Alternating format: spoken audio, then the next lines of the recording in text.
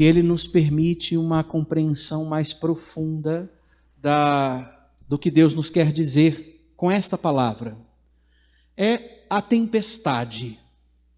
A tempestade aqui é aquilo que nós conhecemos acerca de uma tempestade, mas calculando ela acontecendo ali, aonde estavam os discípulos, e aí a gente vai viajar um pouquinho na geografia dos acontecimentos desse texto. Esses acontecimentos se dão no Mar da Galileia. O Mar da Galileia é um imenso lago naquele território que hoje nós chamamos Terra Santa, no território de Israel. Também aquele pedaço, naquele canto onde o mar Mediterrâneo faz ali o seu lado mais oriental, está ali, nesse território.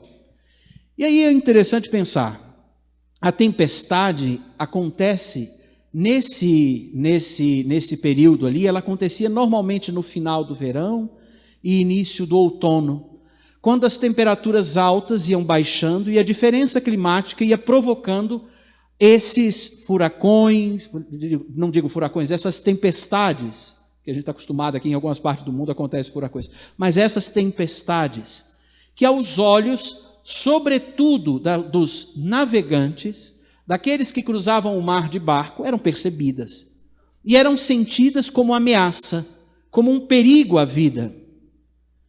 Então, a tempestade aqui é algo que eles já conhecem. E como é que eles lidam com a tempestade? Na primeira leitura, nós temos uma profecia de Jó, que lembra ao povo que vive naquele lugar, que a tempestade é acalmada pelo Senhor, que é Deus no céu e cá embaixo na terra, Senhor do espaço e do tempo, Senhor que do meio da tempestade disse, quem fechou o mar com portas, quando ele jorrou no ímpeto do seio materno, quando lhe dava as nuvens por vestes e as névoas espessas por faixas, quando marquei os seus limites e coloquei suas portas e trancas, e disse, até aqui chegarás e não além, aqui cessa a arrogância de tuas ondas. Quem é esse que fechou o mar? Quem é esse que dá ordens no tempo? Quem é esse que dá ordens e o tempo obedece? E essa pergunta, ela já é também percebida e sentida no Evangelho. O Senhor se levanta e ordena ao vento e ao mar, silêncio, cala-te.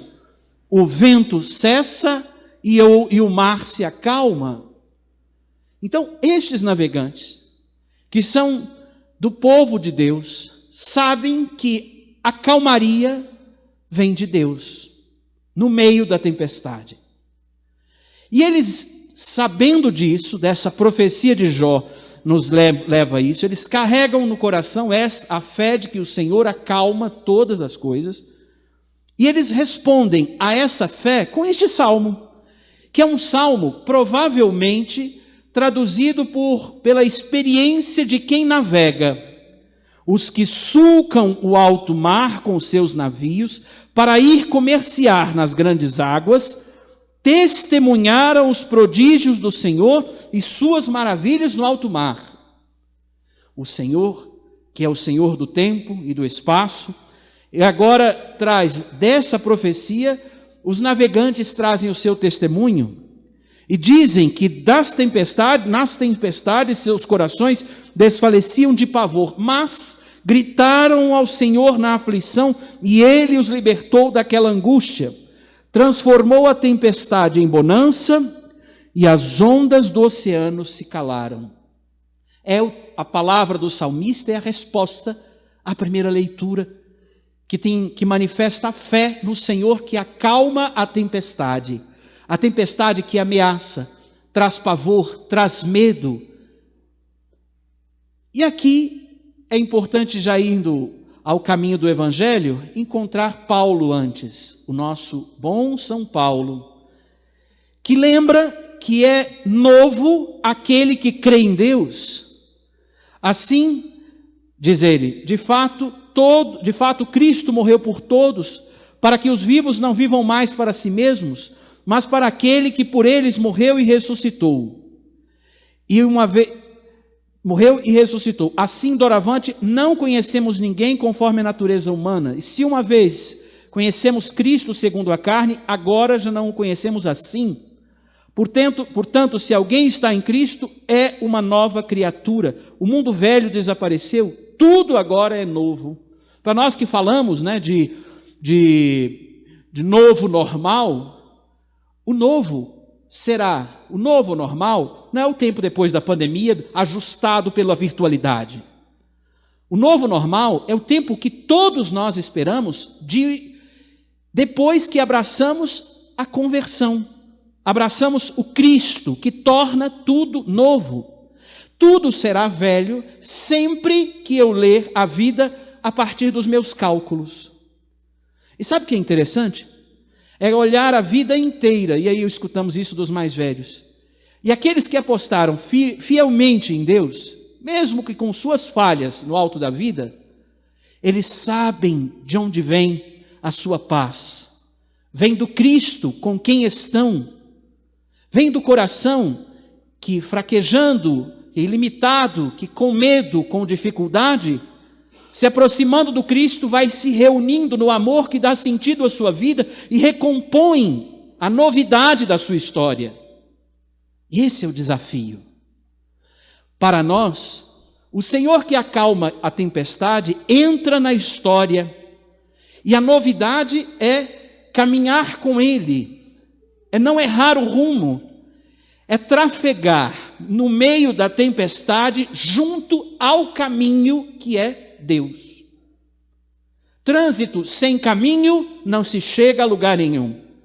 O trânsito da vida de um cristão sem Cristo se perde nas distrações, engessa o coração nas distrações e na hora de abraçar o rumo fica apegado ao meio da estrada. O desafio, e aí a tempestade assusta. A tempestade assusta porque é interessante notar, eu não tenho controle sobre a tempestade. Deus tem controle sobre a tempestade. Mas se eu fico engessado em mim que controlo tudo, como não vou me apavorar? Eu não sei a quem me apegar para me resolver, se eu estou tão apegado a mim e afastado daquele que é o Senhor da vida. O Evangelho é interessante porque ele nos traz exatamente o caminho, o convívio do Senhor com seus discípulos no trânsito da tempestade. E no trânsito da tempestade, de novo, nós enxergamos aquilo que todos nós expressamos quando vivemos uma tempestade. Medo, angústia, pavor. Será que vai dar certo? E nós olhamos para o caminho, para onde queremos chegar, enxergamos a tempestade e já achamos que não vai dar certo, não vai dar conta, não vou dar conta, não vai resolver isso. E vai nascendo dentre nós, além da tempestade, ou seja, dos problemas, das dificuldades, das coisas que me tiram o prumo, das coisas que me desordenam, das coisas que me surpreendem, dos machucados, das coisas da vida. Além de tudo isso, fora vai nascendo uma tempestade dentro de mim. É a tempestade que eu crio por causa de uma crise, por não confiar em Deus, por confiar em mim. As nossas tempestades muitas vezes são por causa disso, porque eu não confio de fato no meu Senhor. E aqui é uma cena muito interessante. Os discípulos, durante a tempestade, veem Jesus na parte de trás da barca, dormindo sobre um travesseiro. A descrição de Marcos é bem curiosa, bem pitoresca. Estava sobre um travesseiro ali, quietinho. E nós aqui desesperados, dizendo: Mestre, estamos perecendo, tu não te importas, acorda, Jesus. E quantas vezes nós não falamos isso para Deus? Vamos a uma igreja e dizer: Senhor, não está prestando atenção naquele que está sofrendo, não está prestando atenção na corrupção, não está prestando atenção nas dificuldades, nos problemas, nas situações do mundo, nas questões morais que hoje parece que engolem todo mundo. Não está prestando atenção nisso? E é curioso a ação de Jesus. Ele ouve, se levanta, acalma o mar e a tempestade, E se volta para os discípulos: por que sois tão medrosos? E ainda não tendes fé? Em tese, se Jesus estava ali diante deles, o Mestre, o Senhor do céu e da terra, o Deus prometido, estava ali, com Ele tudo é certo. Jesus estando ao meu lado, nada me acontecerá. Mesmo que eu seja tentado, vitória certa Cristo me dará. Isso era uma canção que eu estava muito pequeno. E por que está tudo errado se Deus está comigo? É engraçado que eles estavam do lado de Jesus, mas eles experimentaram no trânsito a tempestade. E onde estava a fé?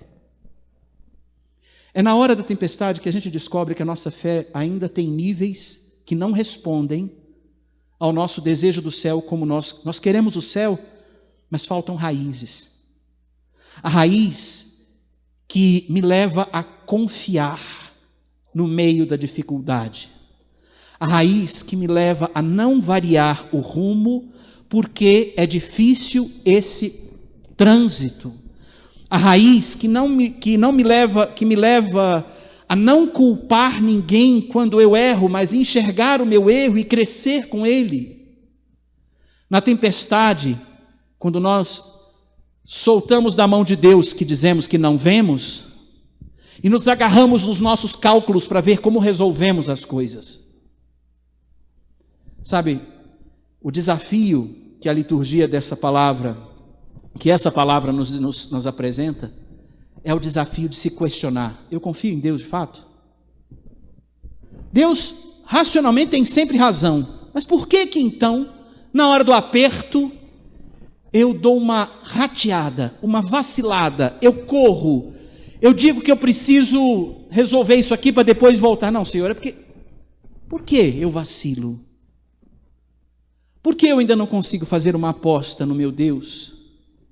Se eu sei que Deus tem razão e é Ele que me leva para o céu. Por que eu não consigo deixar partir quem eu amo? Por que eu não consigo deixar o outro ir? Eu estava lembrando esses dias do personagem da palavra do filho pródigo, e eu me lembrava de uma coisa que provoca confiança. O pai deixa o filho ir, mas não manda detetive atrás do filho, para ficar calculando a hora que o filho se lascasse lá na frente, para poder ver se ele, vou lá socorrer. Não, o filho tem que fazer a experiência da história dele. O pai espera em casa. A casa é meu lugar. O coração de Deus é o meu lugar. O convívio com Deus é meu lugar. No convívio com Deus tudo é real, por mais que eu não veja. No convívio com Deus tudo é amor.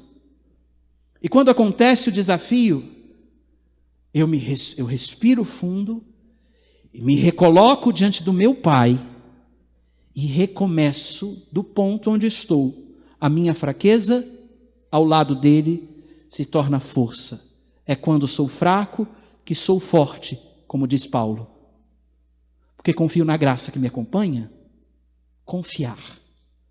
Nessa semana eu te sugiro confiar em Deus diante dos seus problemas. Padre, mas o senhor não sabe do que eu estou passando. O senhor não sabe o que está acontecendo comigo. Posso não saber, mas sei que é cruz. Cruz dói, né?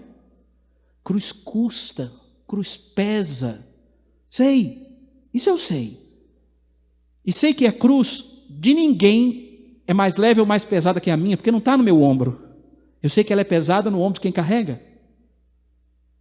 Nessa semana, confie, vença o medo e permaneça na fé que nos dá o céu como horizonte.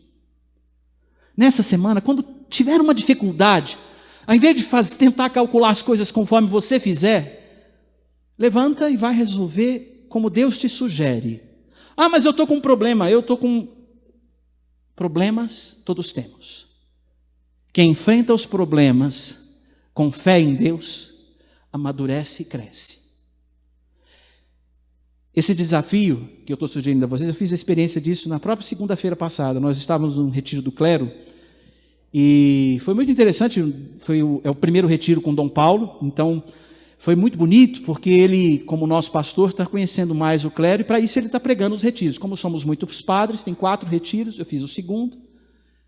E foi muito bonito ouvir o bispo, porque sempre vem graça do nosso bispo. Eu lembro do primeiro dia, à noite, foi tão interessante a introdução que ele fez, eu saindo da capela, eu acho que eu estava com a cabeça mais na lua do que no chão. Eu não vi, era uma altura mais ou menos como essa do degrau do nosso presbitério para o chão, eu não vi a diferença e fui direto, literalmente me estabaquei lá no chão. E foi muito interessante porque naquela situação, uma queda é sempre um negócio estranho, né? E eu fiquei pensando assim, aqui eu tenho uma razão para ir embora, porque serviço não falta na paróquia. Eu tenho muita coisa para fazer, eu vou para casa, eu vou dar desculpa da perna, depois vou... Mas foi interessante que teve um padre que me ajudou a levantar, o óculos ficou todo torto, foi a primeira coisa que eu falei, eu preciso ver. E aí dentro, eu só me lembrei de uma coisa, Jesus teve 3 quedas, eu só tive uma, espero não ter outras 2. Então, estou de boa, estou andando, vou para o quarto, lá eu percebo que tá difícil aqui, e o retiro vai ser uma excelente ocasião para acompanhar a recuperação do corpo com a recuperação da alma. Está perfeito. E eu notei que um padre falou assim, mas você não vai olhar o que está acontecendo não? Se o joelho ficou bem para a perna, você está mancando? Eu falei, eu vou para o quarto, lá eu olho. Deus que veio no oculto sabe cuidar de nós. A liturgia da palavra dessa semana, quem acompanhou a liturgia, ele falava bem disso, né? Quem fez Lexio Divina essa semana, digeriu o desafio de guardar a oração na reserva, no quarto, recolhido com o Senhor. Aí eu olhei, estava lá, o joelho estava com um naco aberto, estava para uma coisa precisando ajustar, umas dores por arrumar. Um padre já trouxe uma garrafadazinha de um negócio gaúcho para fazer uma coisa, outro fez outra. Eu achei interessante, no dia seguinte fiz o curativo e segue, vida que segue. Era uma tempestade. E se eu tivesse feito ela num copo d'água naquela queda, eu não teria aproveitado toda a graça. E uma cruz ajuda a gente, a cruz é aragem na alma. O que dói, às vezes, faz a gente perceber a fragilidade e que só Deus, da qual só Deus cuida e sustenta e renova. Nessa semana, no meio de algum desafio, lembra, Deus tem razão. Levanta, faz menos tempestade e segue amando com mais certeza. Confia. Confiança se amadurece com gestos. Confiança não se amadurece com mimimis. Confiança se amadurece com a certeza de que Deus tem razão. Mas padre, eu estou viciado, eu estou com problema. Levanta e anda, recomeça. O ponto é sempre Deus. E o resto é graça, porque depois que por mínimos que sejam os nossos passos, eles são sempre passos adiante. Que Deus nos ajude. Amém.